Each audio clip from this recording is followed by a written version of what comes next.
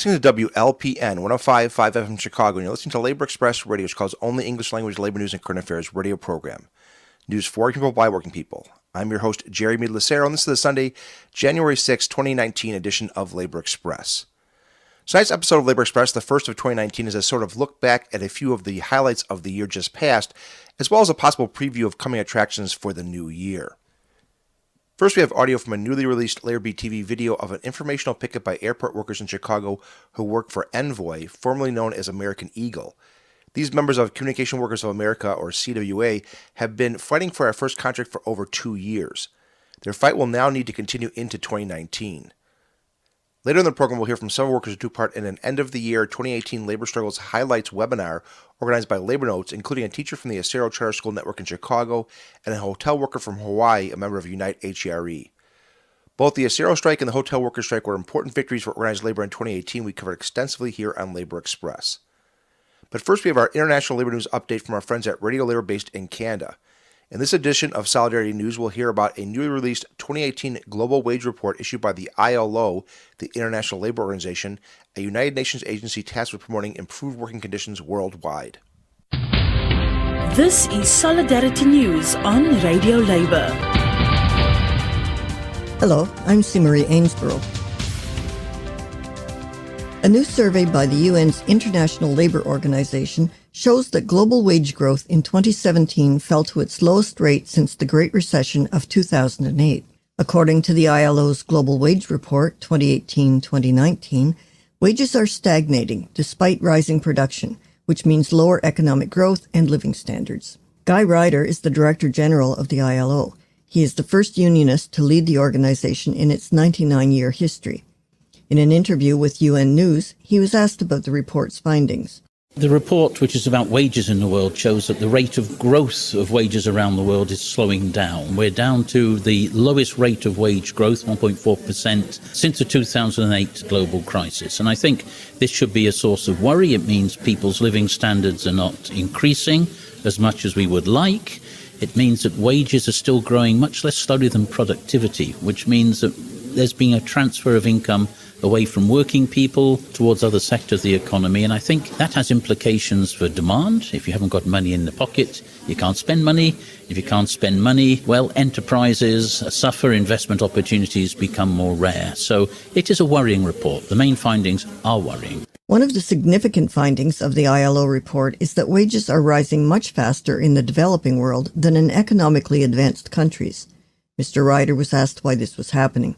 Beneath these totals, what we see, and it's again a long-term trend, is that whilst wages are growing more slowly in the richer countries, the industrialized north if you wish, they're growing much more quickly in the emerging and developing countries. And this is not something new. This sort of process of double speed has been with us for a long time. And it does mean that we are seeing some degree, I don't want to exaggerate it, of convergence. That is to say, wages in developing countries are increasing more quickly than those in the higher income countries. And that sounds like good news, because we all want to see convergence around the world. But let's not exaggerate, because the gaps are still very, very big. There's a sort of a slight movement together, but we're still a long way apart. And I think that we have to bear in mind that very often the level of wages in developing countries is simply not high enough for people to meet their basic needs. So we need to go a lot further than what we're seeing right now. Mr. Ryder was also asked about the report's finding on the gender pay gap. Actually, this is the first time we've really focused in on the gender pay gap, but we can give you some sort of historical trend. We estimate the world level, there's a lot of variation between countries, but the overall figure is 19%. That is to say that women doing the same job as men still get paid 19% less than the men. And this goes diametrically against this basic principle of equal pay for work of equal value, which has been in the constitution of the ILO for 100 years, and which figures also in the United Nations 2030 Sustainable Development Goals. So this is perhaps the biggest single injustice in the world of work, and one where the international community has committed to action in the 2030 agenda, and where we hope that our report will pinpoint where we can make a difference. The Global Wage Report has a special section on what it calls the mother penalty and the father premium. Mr. Ryder was asked to explain these. One thing the figures show, and they show it very clearly, is that women in general are disadvantaged by comparison with men in terms of wages. But the moment that women become mothers, that gap becomes greater. So there is just simply, the figures show this, if a woman becomes a mother, she suffers further in terms of wage comparability. And the opposite is true of fathers. If you compare a man who is a father with a man who is not, the one who is a father generally has a wage advantage. And that's where the fatherhood premium and the motherhood penalty come into play. And I think this can be explained by the way that we distribute the responsibilities of child care and child provision and family provision around the world. I think the way out of this penalty and this dividend is to look at the care economy, to look at the way that we reconcile our working lives with our private and family responsibilities. Deep, socially rooted issues, but ones that need to be addressed.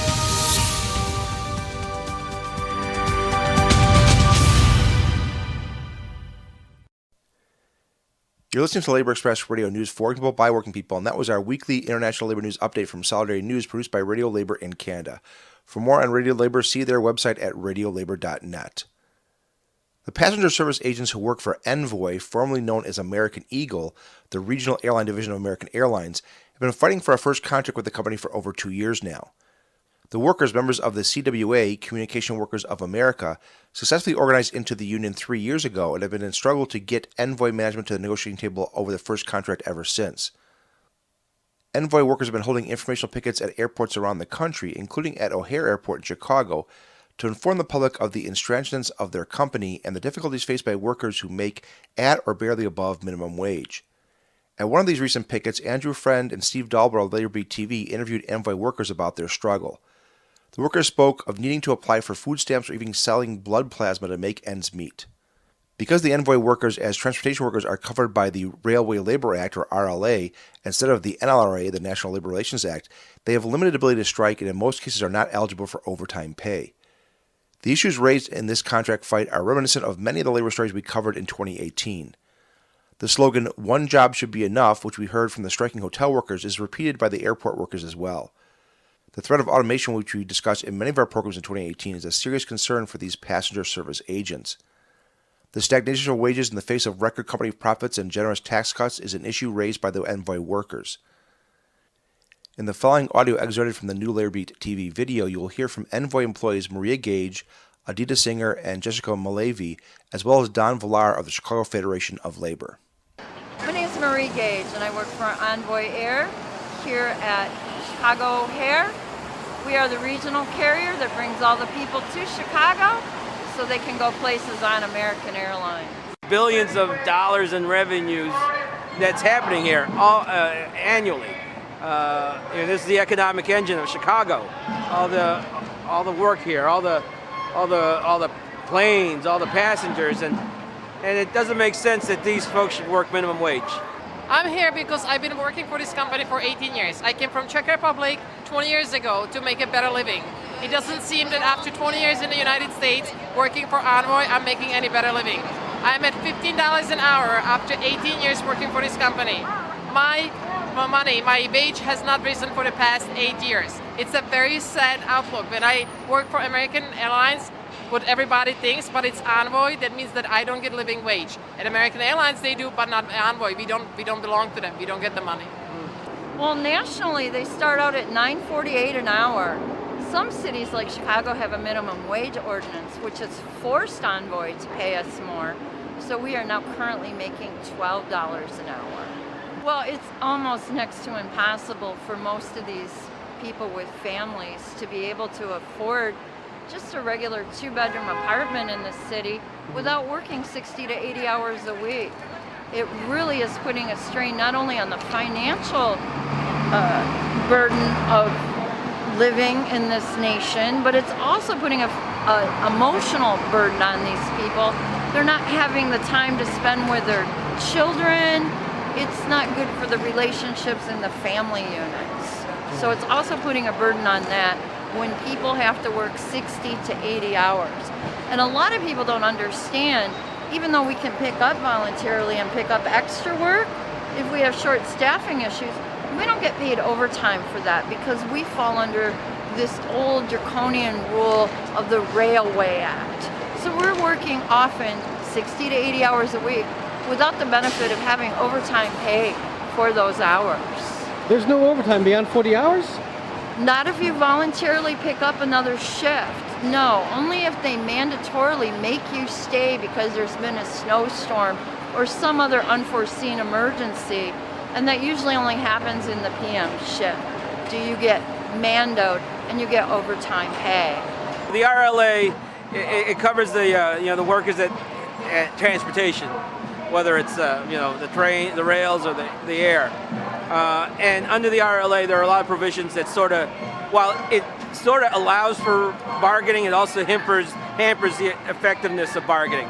So it's a two-edged sword. One way, I think, there's areas where the RLA is better than the NLRA, but then there's other areas where it's not. It's certain areas we can't strike, right? While in the NLRA, the right to strike is something that members have. But because of transportation being a vital part of the economy, the ability to strike is very limited. It's very limited. So it makes that economic fight a little tougher. Being aware is the first thing. A lot of people assume that because we work at the airport and we work for the world's biggest airline, that we're making a decent wage. They don't see how these jobs get subcontracted out and insurance premiums go up, but our wages don't, that we don't get overtime pay for working overtime hours. So that is something that the general public, if they knew and they were aware, they can help us in that fight. We're here for equality, to be treated fairly, to be given the same exact wages as everybody else is making in the same company that we work for. I've been working for the company for 7 years, and basically we are a subsidiary company. We are Envoy Air, used to be known as American Eagle, and we worked the regional side of American Airlines. Lately, we've been noticing that American Airline employees have been given raises, and their top out is roughly about $32 an hour, when we as a smaller company are just not being treated as American Airline agents. Our starting rate is about $11, $12 an hour, working the same exact thing that American agents do, but we're not being paid as such. See, the funny thing is American has created a dual workforce. You got some American Airlines employees that are treated better, and they're union as well. And you have American Eagle, Envoy, the regional carriers, and they're the ones that are subjected to, mistreatment, abuse, and disrespect. A lot of people think that, they're picking up extra hours, so they're getting overtime, but they're not. And that also puts a strain on people, and it's demoralizing. I myself have to sometimes dip into the food bank to make ends meet in order to have a little bit of extra help. I feel like they don't care about us. They don't care about us. They don't care about our personal struggles in life. There's families that there's people that we work with that their families are struggling to make ends meet. They personally don't make ends meet. They have to sell plasma. They have to ask for food stamps. They have to pick up additional hours and overwork themselves to the point of exhaustion, working almost 6.5 days a week, over 100 and something hours, and that's just not fair. It's not fair. They don't have any plan to keep anyone. Employee retention is hard because you have to go to another job. This is a hard job. It takes experience to become really great at it and give excellent service to the customers, especially in Chicago, where we have weather as a factor that damages a lot of people's travel plans. You really need to be experienced, but it's hard to retain people with these low wages. And if they're working 100 hours a week, they're eventually going to be burnt out. I think we need to demand legislation as well as corporations to stop being in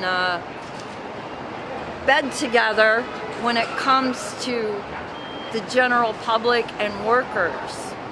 what's happened with these tax cuts is we've given more tax breaks to these large corporations who promised in turn that they were going to be raising wages and things of that nature, but we're seeing more and more layoffs. I've heard Verizon's laying off, offering severance packages to 44,000 workers. We've got mergers going on, companies get bigger, workforces are shrinking.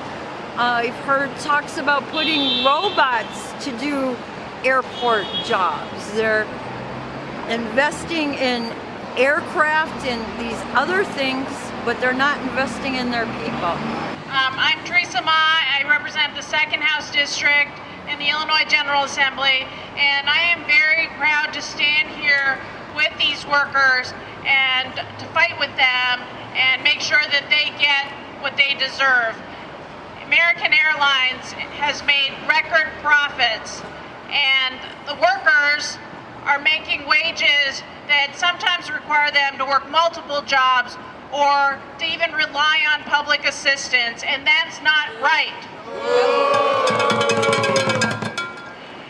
They have endured 2 years without a contract. Negotiations are going nowhere, and I urge American Airlines to come to the table and agree to a contract that is fair to these workers. They are the backbone of their company.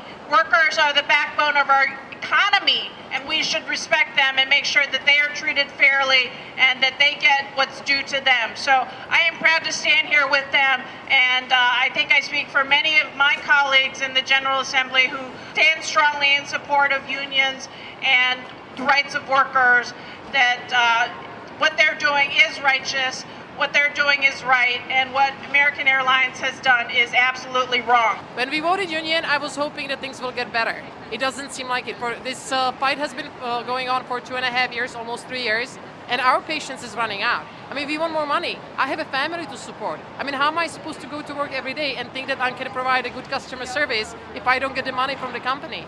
I mean, it's easy to put a smile on you if you have a family at home which you can feed, but if you don't, it's hard. It's everyday struggle. We voted on that union 3 years ago, actually. We began our contract negotiations 2.5 years ago now, when we actually sat down at the bargaining table and began that journey. And they keep stalling, and it's really surrounding pay. Counterparts in the rest of the nation only start out at $9.48 an hour. They have it even worse than we do. And yet, they can't seem to raise this up. And I don't think that the passengers are aware, the general public is aware. We work for the world's largest airline in the world, and we're on public assistance. We can't even afford to upkeep our cars and transportation to get to work. We're going to the food bank. Some of my coworkers have sold blood. And they're picking up other jobs driving Uber on their time off here at the airport. That's not a way to live and raise a strong city and community. My name is Don Villar. I'm the Secretary-Treasurer of the Chicago Federation of Labor. I'm here on behalf of President Bob Reiter. He's the president of the CFL. You know, the CFL is made up of 300 local unions and affiliates, which represent 500,000 working men in Chicago and Cook County. That's 500,000 working union members like yourselves.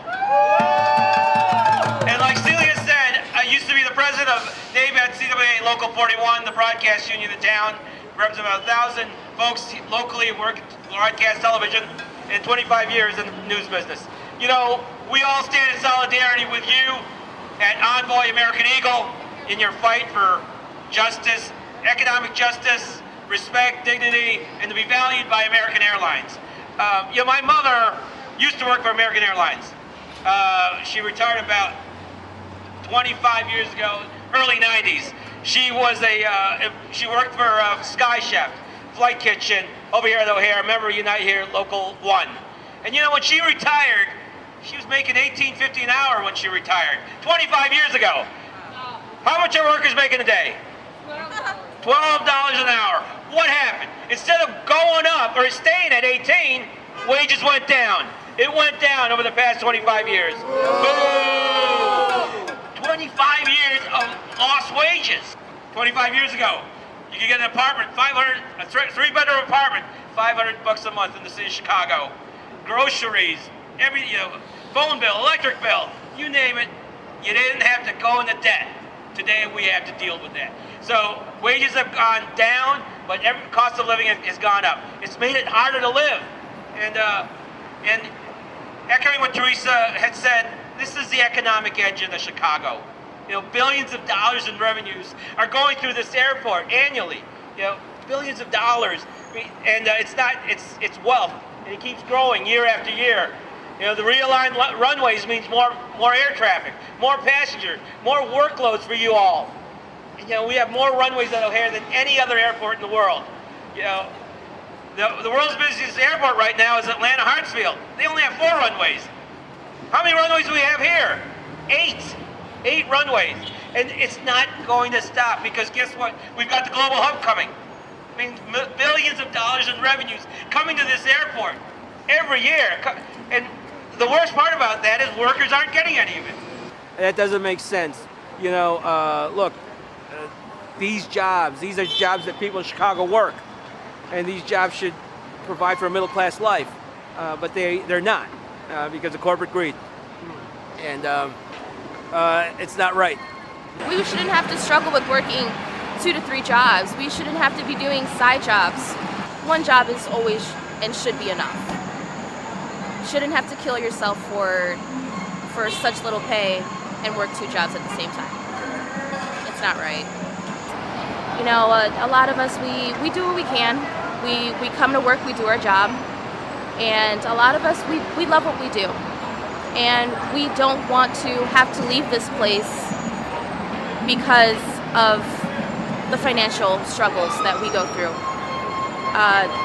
We want to be able to be comfortable coming to work and knowing the fact that we're going to have money that'll last us for the rest of the week. We're going to want to be able to know that we can pay a bill and know that we won't be struggling. Oh my God, am I going to have lunch money for tomorrow? Oh my God, how am I going to get to work with no gas? It's hard. It really is hard. We want to be heard. We want to be known. We want to be seen. We want to be understood. We want them to know that we mean business. We really mean this, and we're not kidding. I want to see Envoy come to the table, and I want American Airlines to say, yes, let's give them a fair contract, and let's have this in time for the holidays. It's time to wrap this up. We're worth it. You have the money. Put that pride back in us. Tell us that we are what makes your airline great. I want to thank Andrew Friend, Steve Dalber, and Gary Brooks, as well as the rest of the crew at Labor Beat TV for making that audio available. You can see a full video from which that audio is excerpted at the Labor Express Radio Facebook page at laborexpress.org. We need to take a short station ID break, but when we return, we'll hear about some of the labor news highlights of 2018 as presented by the folks at Labor Notes. You're listening to Labor Express Radio, Chicago's only English language labor news and current affairs radio program. Labor Notes, as they describe themselves on their website, is a media and organizing project that has been the voice of union activists who want to put the movement back in labor movement since 1979. Their monthly publication is almost like a paper of record for the progressive militant wing of organized labor in the United States. So I was excited to be able to participate in a webinar organized by Labor Notes a couple weeks ago, looking at the highlights of labor struggles in 2018. Among those included in the discussion were workers from 2 strikes we covered extensively here on Labor Express, teachers at the Acero Charter School Network and hotel workers members of the union Unite HRE.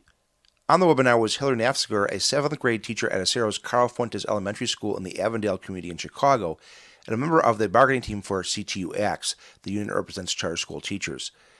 Hillary discussed what was accomplished by the first successful strike by charter school teachers in history. Besides Hillary, you will also hear the voice of Labor Notes Assistant Editor Dan DiMaggio in the following audio. I'm a 7th grade teacher at Carlos Fuentes Charter School. The Acero network within Chicago has 15 schools involved in it. We're not the only charter network that is currently, well, we're not bargaining anymore, but bargaining for new contracts this year. But the really exciting part about bargaining this time around versus last time around in 2016 is that we're now a part of the Chicago Teachers Union Local 1. So having CTU back us for the first time in feeling camaraderie with a lot of CPS teachers felt very new this time around to bargaining. So the big push that we were really focused on, and I feel like there is a consensus across the board, is that we're looking for, equal work for equal pay, and that our school calendar is longer than CPS, our school days are longer than CPS, and we get paid lower salaries than CPS teachers. And realizing that a lot of our people, teachers, paraprofessionals, office coordinators, they were leaving us constantly and consistently throughout the years to go to CPS schools and to go to, suburban district schools. And that's just not fair to our kids. Like at the end of the day, there's zero consistency between teachers for these students, and they come back year after year missing so many different teachers that they thought were coming back to them and weren't. So we were really focusing on salaries, not quite for teachers as much as our paraprofessionals, our office staff, our IT, all of these people that are so valued in our school where we can't run without them, but we're systematically not paying them what they deserve. And of course, we have a board and a network that runs the charter school, and we have a CEO who just runs, like a CEO who runs schools. Like, that doesn't make sense to anyone who's an educator. And he makes just as much money as Janice Jackson, the superintendent of CPS, who has like 10 times the amount of workload that he does. So the big push for our strike was calling out Rich Rodriguez, our CEO, who wasn't at the table bargaining with us for 8 months, who never showed up to schools to talk to parents about any of this, who just sort of said, well, it's a shame that teachers left the bargaining table and that, they don't want to go back to school for the kids, when in all reality, everything we're doing is for our students. This was the first, as I understand it, was the first charter school strike in history. Yeah. So how did you all, get organized to do that? Were you afraid? Were you, what gave you the courage to go forward? Yeah, there was a lot of fear, a lot of stress, mostly on my part.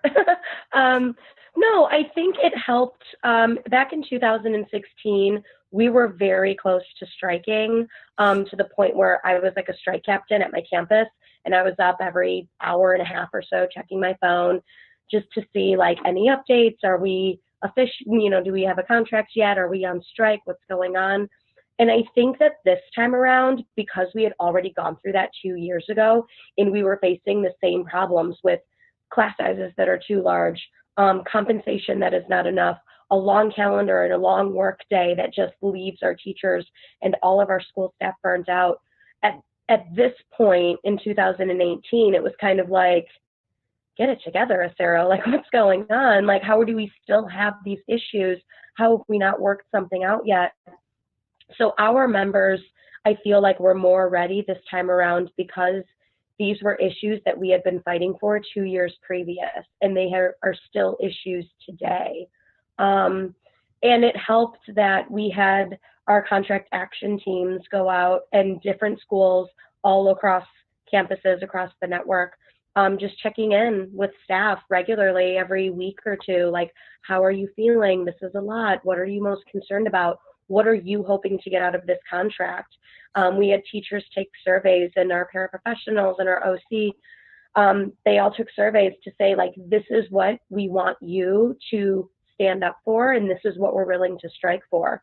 So we always knew what our bottom lines were from the very beginning when we started our pre-bargaining in January, and then when we started going to the table in April. And then this school year, our contract was expiring in October. We really made the effort to reach our members and then start checking in with them about the strike months before striking was even going to happen, even before we took an authorization vote, to really reinforce to our members this is so important that we are willing to walk out of our building, and we need to make sure you're ready. So by the time the strike actually occurred, a lot of the stress and a lot of the fear, it was still there, but it had been pushed aside for a lot of passion and enthusiasm and just willingness to be out there and get our voices heard, because this had been a conversation we had been having for literally months. And at that point, it was like, all right, enough talk. They're not going to listen to us unless we make them listen to us. So we're out, we're gone. December 4th, we were ready. And I had so many members. I was at the bargaining table, so I didn't really see the action as much as I would have liked to, but I had so many videos and pictures and members just texting me constantly for the 4 days that we were striking about how ready they are and how prepared they are, about how proud they were of their signs. So it was a long time coming, but I think the reinforcement and the conversations that we were having consistently week after week is what really got everyone ready, because by that time, everyone was like, all right, strike, December 4th, let's do this. We're ready. Let's do it. Let's leave. Let's go. Let's walk out. And let's win something for our kids, which we did. So it was awesome. Yeah. Can you talk a bit more about what you won? Yeah. So the first, and I think one of the biggest things that we were fighting for was putting into our contract that Acero schools are sanctuary schools, especially being a 7th grade teacher, knowing and being a social studies teacher. My students understand, the immigration status of themselves, of their parents, of their family. And it's a really scary thing, especially in this new political climate that they're living in, to not really know what's going to happen to them day after day in school when they're away from home, and not having an article on our contract that solidified that we were sanctuary schools and we were there to protect and comfort our kids above all else was something that we as teachers just demanded flat out for our families, for our students.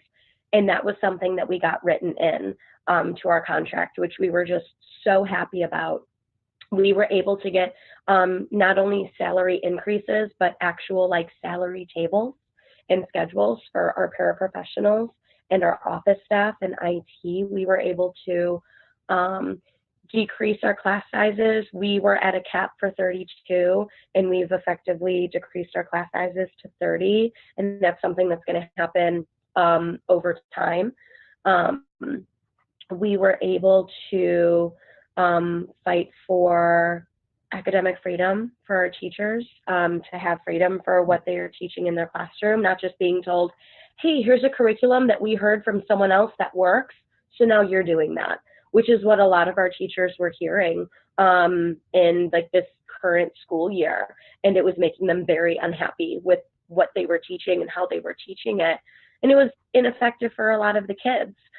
We were able to fight for a shorter school year and not a shorter instructional day for kids. Our instructional minutes are still the same, but shorter duties for teachers, because a lot of what our time is spent in school doing is not necessarily teaching, but being on lunch duty, being on hallway duty, and doing all of these things that take away our classroom time from being able to teach and meet with students and plan and prepare for our days.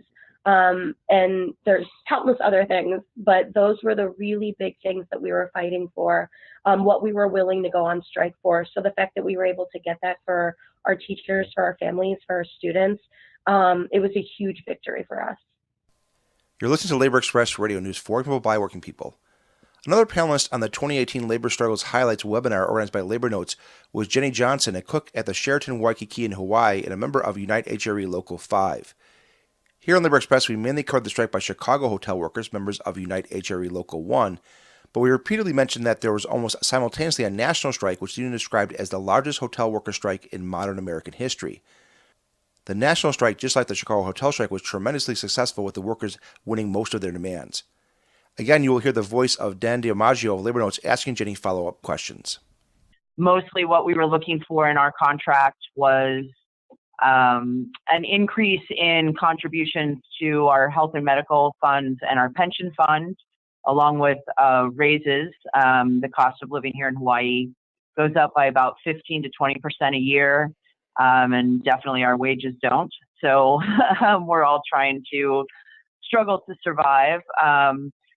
And we also were specifically looking for some workload reduction issues, most specifically in the housekeeping department, where the housekeepers were saddled with a 15-room minimum a day, which in a 7.5-hour shift gives them about 24 minutes per room.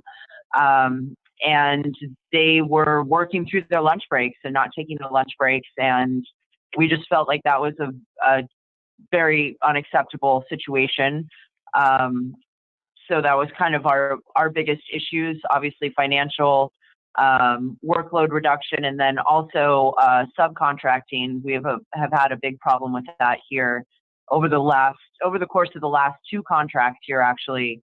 All the hotels tend to make an agreement with the union about moving forward, and then during the course of the contract, slowly sneak work away from the union workers and try and outsource it to external companies. So that was kind of a big issue for us as well. We were able to actually get most of our proposals, the really important ones that we had asked for. We did win most of them ultimately after having to be on strike for 51 days, which was crazy but fun. And team building.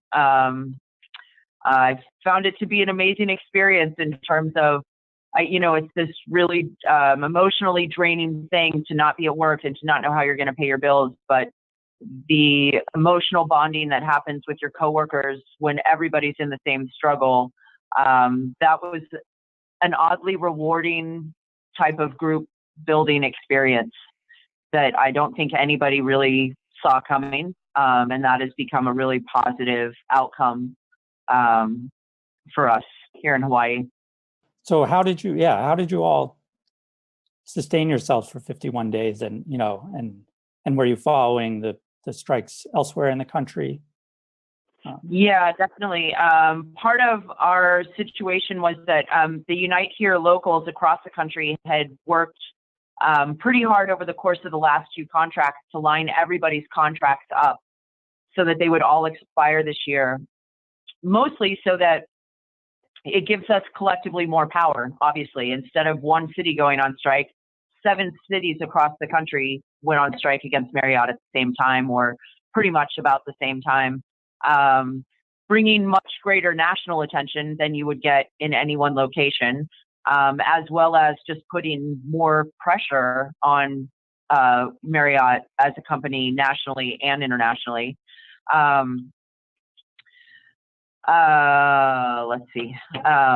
So that was great. Also, it sure helps encourage the workers here to know that it's not just the workers here, that it is 7 other cities that are standing up together, walking out together, standing by each other.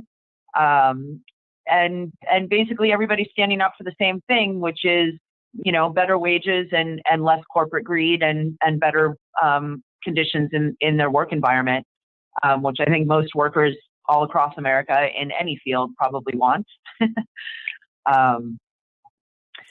So it was pretty dynamic, I think, that we got a chance to do this 7 cities wide. And I do know that towards the end, we had Seattle, the local in Seattle, their contract had expired as well. And kind of after all of the other cities had already voted to go on strike, one of the things that Marriott did is they reached out and worked very hard to settle a contract with Seattle after they had taken their strike vote to ensure that there wouldn't be an 8th city added on. So kind of that action alone, I think, demonstrates the power that is created when you have multiple cities walking out together against one company. So what was the result? What came out of your strike? Well, we were able to get more than $6 wage and benefits increase over the course of the contract. So that's not just wages, it's wages and increased contributions to our health and welfare fund, as well as our pension fund. That was huge. We were able to also win the room drop for our housekeeping department, which was really important for us. That although that won't take effect immediately, that will come, I believe, the beginning of the third year of the contract. We were also able to win some language that protects us against subcontracting moving forward, meaning if the hotel tries to subcontract work out, that we could actually do, that some department can actually do in the hotel. They will have to pay significant penalties to the union, to the workforce. And then also kind of hand in hand with that, we were actually able to re-secure jobs that we'd actually lost over the course of the last, say 6 or 8 years. There were several positions, a lot of work that had already been contracted out to outside companies, and we were able to win those jobs back. So that work will be going back to union and workers. And all of this is really great because it turns into job creation. When you get jobs back that have been outsourced, that's more workers that need to be hired. The room drop in housekeeping, same thing. That's going to demand that the hotel hire 20 to 30 more housekeepers and have them on staff every day. So that's great. We want to continue to build the union and build the member numbers here instead of slowly losing them, which is kind of what has been happening. So that was all excellent. And I think probably more importantly, what the primary thing we won was some language that secures us against technology and automation in the workforce. So one of the biggest issues with hotels, many hotels are introducing mobile apps. So an app that you can download on your phone, and then essentially you can make your reservation on your phone. When you get to the hotel, you can check in via your telephone. There's some sort of keypad device that will be downloaded onto your phone, and then you can check into your room. You can actually enter your room without ever actually speaking to a front desk agent. This is something that we do see happening in other hotels, mostly in the mainland, but at the same time, that is something that dramatically threatens the front desk departments in hotel properties. It is happening in a property that's not part of our union, but on another island here, and they have said that they get up to 30% a day in mobile check-ins. So we really saw that as being a dramatic threat to the actual numbers of people that would be working in the front desk department. So we're able to secure some language that prevents the company from just bringing in a new program or a new form of technology or a new automated program and just introducing it into the work environment without giving us a little bit of, we won, I think, a 6-month notification, and more importantly, a request that if jobs are lost due to new technology and automation, that those positions, first and foremost, if possible, be retrained to actually participate in the automated systems, the running of the systems, or more importantly, maybe discussions between the workforce and the hotel management so that we can see how we can bring automated systems into the hotel to aid workers and to help our jobs along instead of eliminating our positions. So that's kind of that's a really big deal. That was something that was actually won. That language was won by all of the Unite Here locals that went on strike across the country. You're listening to Labor Express Radio, which calls only English language labor news and current affairs radio program. The Labor Notes 2018 Labor Struggles Highlights webinar also included Maricruz Manzanares, a custodian at the University of California at Berkeley, and a member of ASME 3299 Executive Board.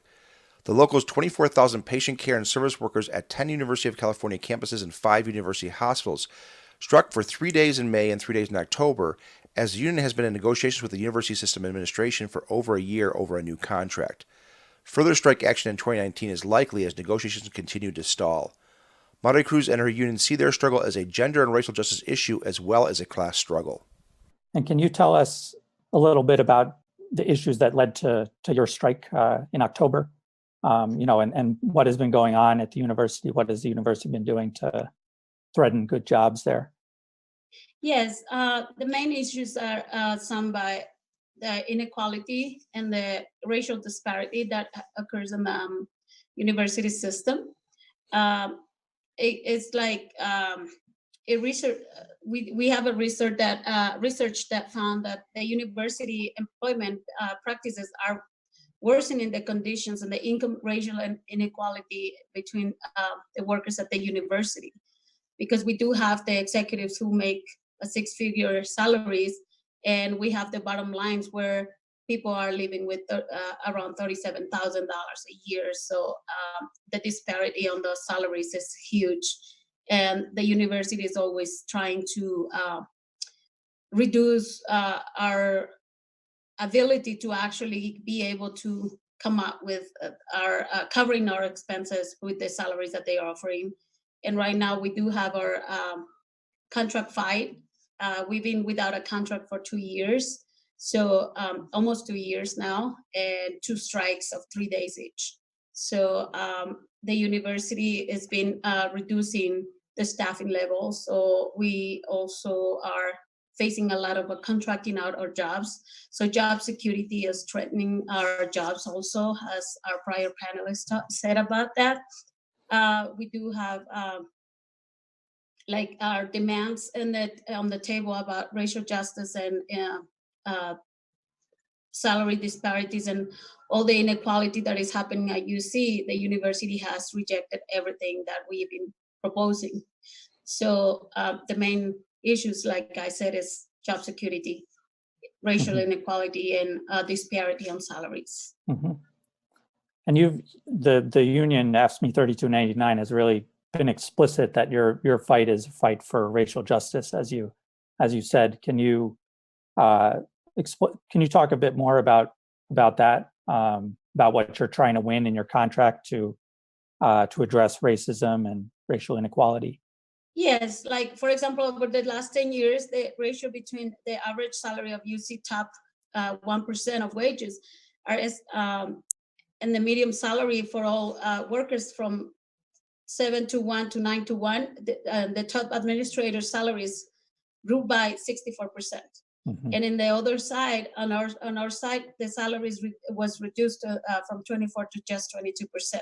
So we didn't get any increases compared to other people on the top salary. So, and the overall economic inequality contributed to racial and gender disparity, because women, people of color, are more likely to be concentrated in a lower paid workers. So our group of workers are mainly women and people of color, as I said before, and this disparity by the university not even trying to kind of boost us up and keeping us in the bottom areas are very unjust. And so the work that we do is essential work, but the university seems like we are not important and treat us like we're not important. So we are calling them out, and we are trying to make them understand that without us, they're not going to be able to function, right? So we are not asking for something that is impossible for them.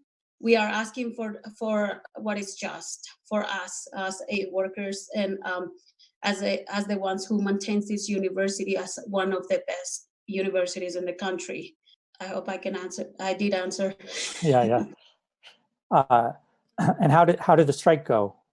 Briefly, did you get support from students, community groups? What was that like? Yeah, well, actually, our strike, the first strike was joined by CNA and APTI, and it was around 50,000 people out there. The community was all supportive. Student body was supportive. We do have a lot of students who work with us very closely to help us to organize among students. And we do have a lot of community members who are like churches that came to our picket lines and told us that what we're doing is right for the community, because at the same time, is that we're improving the lives of the workers. And as a union, we are also at the same time improving the life of the community that we live in. Because community and workforce is the same thing, right? Like members in the union are the members who go to church, and the same community are the members who go to school, are the members. And if we don't have the means to actually help this community, we all go down. So that's the importance of being together with the community. When students and workers in the community get together, is something very powerful. And it was shown in this strike. The second strike was joined by APTI, who is also joined us on the first one. CNA actually set up their contract, but we're still fighting for our contract. And that's when we're talking about racial disparity, is because the university and APTI, CNA is mainly is other people who are mainly white. It's not a lot of people of color. So the university knows exactly what they're doing, right? They're creating this separation between the two races, like people of color and white, so we can go against each other. In this case, we're not taking it as is their fault. It's university's fault. It's the employer's fault, because they do this on purpose to separate us. But even with that, we are committed to fight. We are committed to continue the protections to the workforce and the community that we live in. So the university cannot get away with creating more separation between us. As workers, we know that we can count on CNA, as we did last strike. We know that in sympathy and solidarity is there, but the university is doing everything they can to separate us, and we're not going to allow them to do that. So they say that right now it's like we continue without a contract. We continue fighting for the same thing. We're going to continue pushing the university to do the right thing for the well-being of our communities and the workers at the university. There was more from the Labor Notes webinar I could not include in tonight's program, but you can see the full unedited video at our Facebook page at laborexpress.org.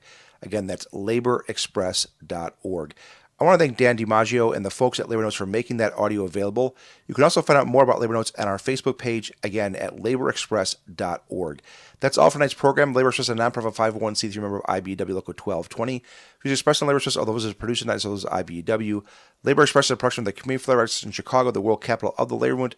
The song was our theme is called Worker Songs, written by Ed Pickford and recorded by the Dropkick Murphys. Tune in next Sunday at 8 p.m. for another edition of Labor Express.